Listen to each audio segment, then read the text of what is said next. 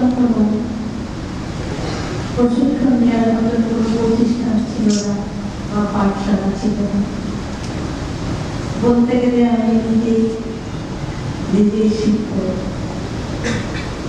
আমার নিজের অভিজ্ঞতা থেকে আমি ছবি তুলেছি এবং গায়িকা স্যার যখন আমাকে উৎসাহ দেয়, তিনি আমাকে শুধু অনেকগুলি আমেরিকান ম্যাগাজিন করতে দিতে, ফটোগ্রাফি দিতে।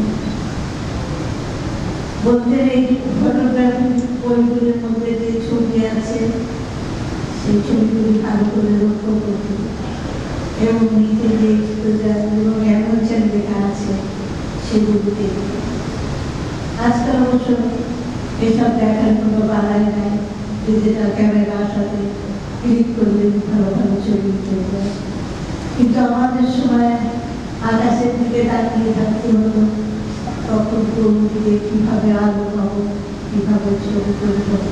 এইরকম আমার ছবি তোলার জীবনের সবচেয়ে বড় অভিজ্ঞতা হচ্ছে আমি যখন সত্যজিৎ ইন্টারভিউ দিতে যাই চিৎকারের প্রতিযোগিতা, তখন উনি বলেছিলেন আমাদের দেশের মেয়েরা ফটোগ্রাফিতে এগিয়ে আসছে না।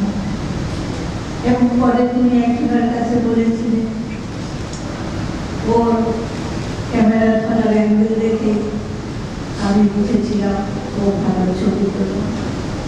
আমার মনে হয় আমি দেশে বিদেশে যে সম্মান পেয়েছি, যে পুরস্কার পেয়েছি, এর মধ্যে সত্যজিৎ রায়